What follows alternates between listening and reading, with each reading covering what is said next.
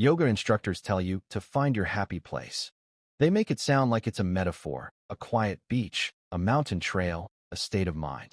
For me, it wasn't a metaphor. My happy place was 100% physical, cost $120 on Amazon, and hung 3 feet off the ground between 2 glorious 80-year-old oak trees. It was my hammock. The hammock, a Mayan weave, double-wide, cotton masterpiece in radiant orange, blue, and yellow, so bright it probably violated some local ordinance. Which, as it turned out, was not far from the truth. My name's Jake Weston, and I'm a graphic designer, meaning I stare at a glowing rectangle all day while arguing about which shade of blue looks more trustworthy. My eyes are fried, my brain's mush, and my hammock was my escape pod from the madness. When I lay there, I could hear the creak of ropes, the whisper of the wind through oak leaves, the hum of suburban life. It was bliss. My wife, Lily, appeared on the patio, holding a beer and her trademark smirk. "You're not moving from that spot, are you?" she asked. "Only if the house catches fire," I said. "Well, Your Highness," she replied, handing me the bottle. "Don't get too comfortable. Your kingdom has a visitor." I was about to ask who when a shadow fell over me, a cold, lavender-scented shadow. "Good afternoon, Jake." I sat up too fast, spilling beer and nearly catapulting myself onto the lawn. Standing there, like the ghost of suburbia, was Carol Benson, newly elected president of the Pinebrook Homeowners Association. Carol didn't walk so much as appear. She was beige personified, beige visor, beige polo, beige shorts, beige sneakers. Her only splash of color was the blood-red clipboard pressed to her chest like a weapon. "Carol," I said, still tangled in the hammock.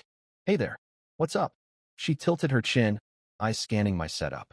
"Enjoying yourself?" The way she said enjoying made it sound like I was committing a felony. "Yeah," I said. "Beautiful day." She made a disapproving noise. "We're trying to maintain a certain aesthetic in Pinebrook, Jake. A level of decorum." I looked at my neat lawn and freshly painted house. Pretty sure I'm adding to it. I'm decorating with relaxation. It's bright. It's hanging. It gives the neighborhood a bohemian feel. "It's a hammock," I said.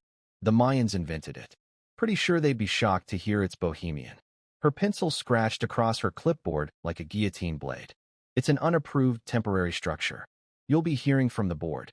2 days later, I got the letter. It wasn't mailed. It was hand-delivered, tucked in my mailbox like a ransom note. Violation notice. Article 4, Section 2B. Unapproved outdoor furniture and temporary structures. The description read, 1 multicolored hanging fabric lounge suspended between two trees. Hanging fabric lounge. I yelled. They make it sound like I stapled a couch to a tree. Lily sipped her coffee. "Just take it down, Jake. It's not worth it." But it wasn't about worth. It was about principle. It was about being told I couldn't have joy in fabric form. "You're right," I said, dangerously calm. Lily recognized that tone. It was the same one I used before buying a 3D printer to save money and ending up $2,000 poorer. "Jake," she warned. I grinned. "I'm not fighting them. I'm interpreting them." I called for an appeal hearing. They scheduled it for Tuesday at 7 p.m. in Carol's garage, of course. I came prepared. A full-color, 12-page presentation titled The Historical, Ergonomic, and Aesthetic Benefits of the Hammock.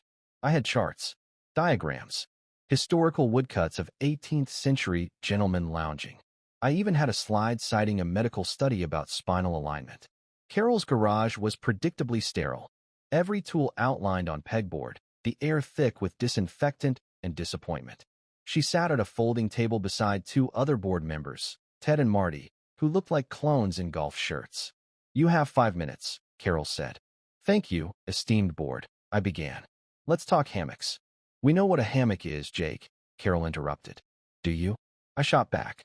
"Because your notice called it a hanging fabric lounge, which is both poetic and profoundly wrong." I clicked through my slides, passionately explaining that the bylaw was meant to stop people from pitching tents on their lawns, not to criminalize backyard naps. When I finished, Carol leaned forward. "The bylaws are not suggestions. They are rules. A hammock is temporary. Today it's this. Tomorrow it's lawn wind chimes. Then painted mailboxes. Society collapses." Ted and Marty nodded solemnly, as though I'd proposed anarchy. "Appeal denied," she said, slamming her binder shut. I packed up in silence. I wasn't defeated. I was inspired. That night, fueled by espresso and vengeance, I stayed up reading the Pinebrook Covenants, Conditions, and Restrictions, all 212 pages of beige tyranny. By 3 a.m., I found my enemy. Article 4, Section 2B, the dreaded Temporary Structures Clause. It banned hanging fabric lounges, hammocks, and similar items. Carol had slipped in that addendum herself in 2019. But then, there it was. Salvation. Article 7, Athletic and Recreational Equipment. The clause read, any and all athletic or recreational equipment is permitted by right, provided it is installed professionally, insured, meets city codes, and does not exceed 15 feet in height. By right, I whispered, meaning they couldn't stop me. The plan hit me like divine revelation. Big, stupid, expensive, perfect. The next morning, Lily found me on my laptop, eyes wild. What are you doing? Research, I said. Athletic equipment. She read over my shoulder. Apex Adventure builds? Jake, no. It's for my core, I said. For my agility. For aerial meditation. You get winded tying your shoes. But I'd already called. The voice on the other end boomed. Apex builds. This is Stig. Hi, I said. My HOA banned my hammock. Stig chuckled, a sound like a grizzly bear eating gravel. What did they call it? A fabric nuisance. Hanging fabric lounge. He roared with laughter. That's beautiful. So what are we building? A trebuchet? A moat? I was thinking a net. Like a trapeze safety net. Rated for 1,000 pounds. Pause. Then, kid, you just made my week. I'll be there tomorrow. The next morning, Stig arrived in a matte black Ford F-350 that looked like it could tow the moon. He stepped out, all beard, flannel, and confidence, and slapped one of my oak trees.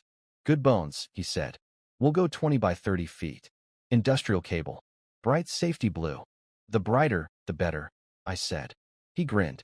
You're my kind of crazy. Within an hour, I had a professional spec sheet and a $2 million insurance certificate labeling it a custom athletic training structure. I marched to City Hall. The clerk, Jan, looked over the paperwork, sighed, and stamped it approved. Thursday, 7 a.m. The rumble of trucks shook the neighborhood. Stig and his crew arrived with cranes, cables, and enough hardware to build a theme park. By 7:05, Carol's curtains twitched. By 7:10, she was storming across the lawn in a pink bathrobe. Jake Weston, what is this noise? Good morning, Carol, I said cheerfully. Beautiful day for construction. Stig tipped his cap. Ma'am, Apex Adventure builds. Fully licensed, insured, and under city permit. You're violating everything, she shouted. Oh, this. I pointed to the heap of colorful fabric on the ground. That was my hanging fabric lounge. Gone. This is a training structure. Article 7. She marched up to read the permit taped to my window. The words custom athletic training structure. Approved stared back at her. Her face cycled through every shade of rage known to mankind. Stig crossed his arms. We're compliant, ma'am. It's insured. Professionally installed. 14.5 feet high. That's what we call full compliance. Carol turned purple, spun on her heel, and stormed off. For hours later, the glorious blue trapeze net stretched across my yard, a 600-square-foot monument to spite and victory. By sunset, the neighborhood had gathered. Kids gawked. Neighbors whispered. Even the mailman stopped to stare. Dude, said Greg from 3 houses down. Why? It's for my core, Greg.